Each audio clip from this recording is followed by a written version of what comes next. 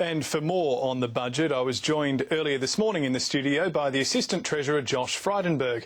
I asked him how the government could get to a surplus by 2020 with only dull or boring savings. Josh Frydenberg, is your government going to get the budget back into the black within 5 years? Look, certainly that's our hope, but we have, strong downward pressures on revenue, particularly as key commodities are falling in price. Iron ore has come down around 50% in around a year.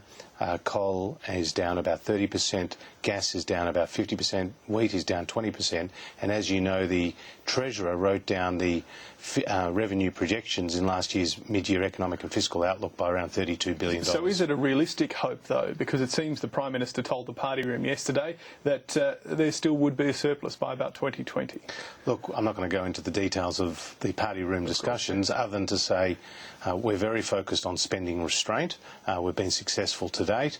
We've passed around 80% of our budget measures through the Senate. We've still got around $30 billion worth of savings that are stuck there, including $5 billion worth of savings that Labor took to the last election that are now blocking. This morning, Tony Abbott says that some people will find this next budget boring. There seems to be a little bit of inconsistency in the budget message. How can it be boring if you're going to get to a surplus in 5 years? Well, what he's saying is that last year's budget had a number of big structural saves, some of which attracted negative publicity, others which, were welcomed. And, the point here is we did a lot of heavy lifting last year. We don't have to do the same level of lifting this year, but we do have to continue the path that was set out last year, which is spending restraint, structural reform and a better economic story. But there's going to have to be some serious cuts to get a surplus by 2020, though. They're your words, not mine. Look, we'll continue to find savings where it's prudent and effective to do so, but we have a number of independent advisors, whether it's the Commission of Audit, whether it's the Parliamentary Budget Office, whether it's the OECD, indeed, whether it's the Governor of the Reserve Bank, all telling us about the trajectory of debt and deficit. If people are going to find this budget boring, is that essentially, I guess, a concession that this next budget's going to be focused on doing less but selling the economic message much better than you did last year? Well, certainly the communication aspect of it is very, very important. You have to sell the benefits of the particular measures as opposed to just the measures themselves, and that's an important distinction. The ABC's been told there is some concern, and indeed rising concern among some senior public servants about the budget process. Some think it's a drift. Do you think that's a fair assessment?